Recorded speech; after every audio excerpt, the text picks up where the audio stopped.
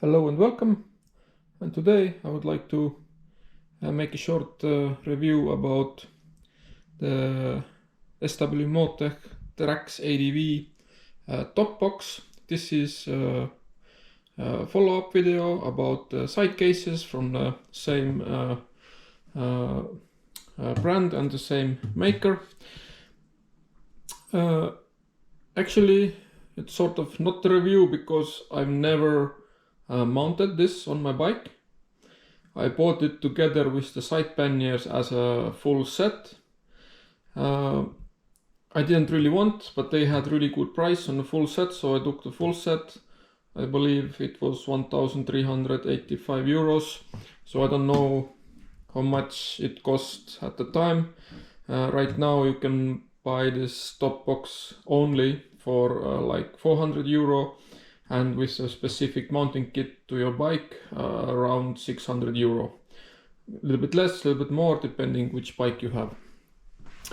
And on the pannier video, which I've already uploaded, I didn't show or talk about how the panniers or this top box are coming. So it comes in a box like this, quite nice box. Then the top box or the panniers, they come with this kind of storage bag. It's quite handy. Then after the season you clean your panniers and put them in a bag, and you can put them in a garage or somewhere. Quite nice, and with the handles quite easy to move them around. You also get this kind of small brochure, what you can get extra for these panniers and top box. Also, of course, you get instructions how to assemble them and stuff like that. Get this out of the way. As I said, I never mounted this top box on my bike because I don't like top boxes to start with. I think it makes your bike look like it's a pizza delivery or something like that. But I understand the use of them, that if you filter in the traffic, it's much better to have this than to have side panniers, because then your bike is more narrow. Everything I said about the side panniers from SW-Motech TraxADV applies also to this. So the design is the same, everything, the function is the same, the locks are the same. The corner, everything is the same, and you can get the same accessories like the net in a lead or a bag in a lead or inner bag or stuff like that. So there is no difference. If you want to know about it, please watch my side panniers video. And the top box mounts to your bike with this kind of rack. This is pretty much universal, but under this you still have a specific mounting plate to your bike where you attach this plate to, and these pins are where the top box is mounting to.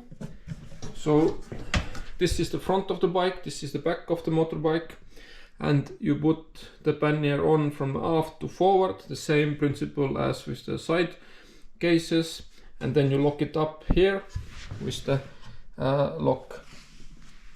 Very easy to mount, very easy to use, but since I don't like top boxes at all, so I've assembled it on my bike to look how it looks. I didn't like it and I didn't use it. And another thing, let's say on my Africa Twin, the back end of the bike is about 1 meter 10 centimeters from the ground. So this is about 35-37 centimeters plus the plates. So the top edge of this is about 1 meter 45 from the ground. And if you fill it up maybe 10 kilos, then this is quite top heavy thing. And I don't like it at all.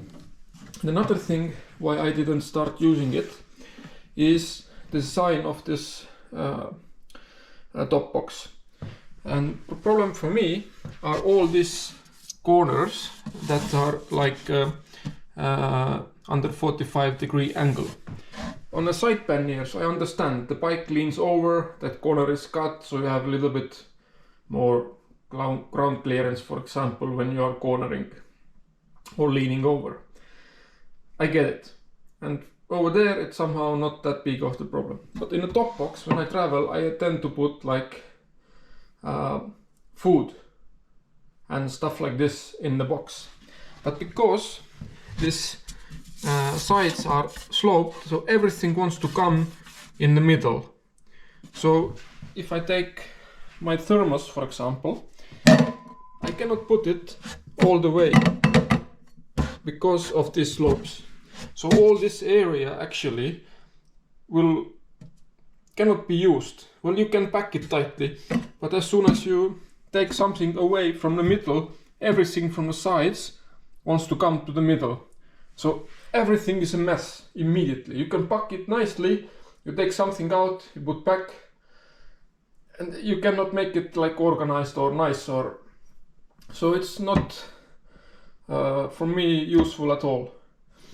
And that's why I purchased the tail bag, which is extendable fabric bag. It somehow fits much more and much more easy to keep it organized and nice and have an overview what do you have in the bag than over here. That's why I didn't start to use it at all. And I don't understand why they have done this. Because if I turn it over, yeah, it's under the slope. Why? I understand the corners that to match the side panniers and design and all that. But here, why isn't it square? That you can get more liters, more volume, and then if it's square, you can push your objects all the way to the corner. Eh? This is now in a corner, and this is when you have this 45 degree.